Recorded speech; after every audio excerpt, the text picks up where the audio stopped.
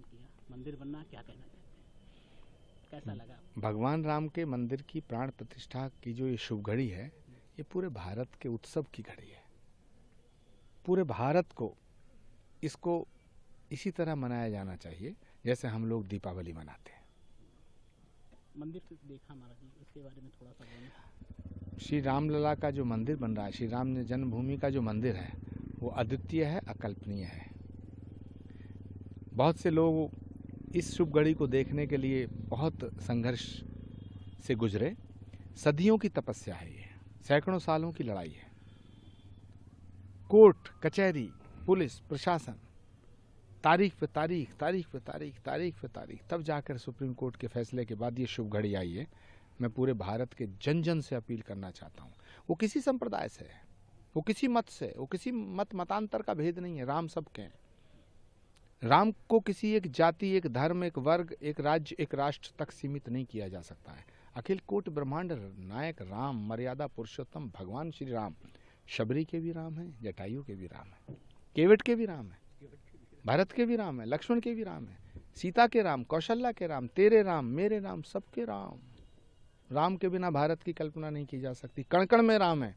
इसलिए बोलो जय जय श्री राम। अभी आपने एक दीपक का पूजन किया, उसके बारे में। परमहंस जी का बड़ा आभारी हूँ कि उन्होंने एक ऐसा दीप प्रज्वलित करने का संकल्प लिया है जिसकी ज्योत पूरे विश्व को ज्योतिर्मय करेगी। महाराज जी, अभी कुछ वाराणसी से कोई बात उठ रही है कि शंकराचार्य लोग अधूरा मंदिर में शामिल ना हो, क्या कहते हैं? देखिए, हमारे शास्त्रों में एक सूत्र आता है, शुभस्य शीघ्रम। शुभ काम को जल्दी करो, शुभ काम में रोड़े मत अटकाओ। और जहाँ तक तमाम ऋषि मुनि महात्मा शंकराचार्यों का प्रश्न है, रामानंदाचार्यों का प्रश्न है, तमाम धर्मगुरुओं का प्रश्न है, सारे धर्मगुरु तपस्या इसीलिए तो करते हैं कि राम की कृपा की अमृत की बूंदें मिल जाएं। यहाँ तो राम की नाम की गंगा बह रही है। सबको सम्मिलित होना चाहिए, सबको सम्मिलित होना चाहिए। महाराज जी, आडवाणी जी का कहना है मोदी को भगवान राम ने चुना, मैं तो एक सारथी हूँ, क्या कहना?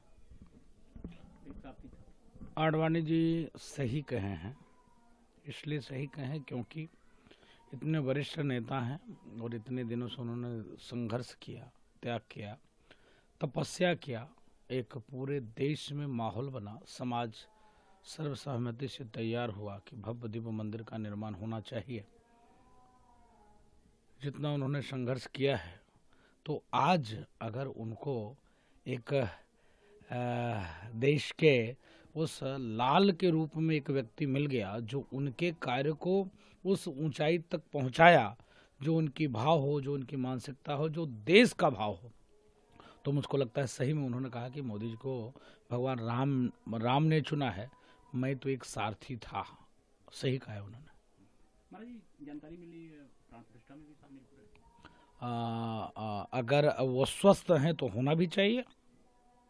अगर सुरक्षा की दृष्टि से और वो स्वस्थ हैं, अगर आने लायक हैं, तो उनको आना चाहिए, उसमें कोई दिक्कत नहीं है। इसलिए क्योंकि अगर हम पापियों को निमंत्रण दे सकते हैं, जो पापी निमंत्रण देने के बाद भी मना कर दे ऐसे व्यक्तियों को, लेकिन जो राम जन्मभूमि के लिए संघर्ष किया हो, भारत को हिंदू राष्ट्र की ओर ले जाने के लिए जो नींव बनाई हो, तो उसको तो आना ही चाहिए।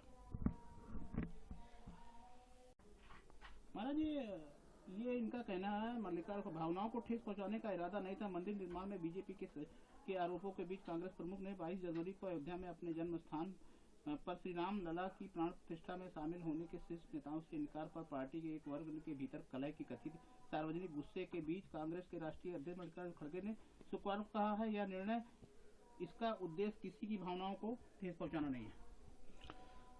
प्राइवेट लिमिटेड कंपनी के राष्ट्रीय अध्यक्ष खड़गे साहब ऐसे नहीं कह रहे हैं।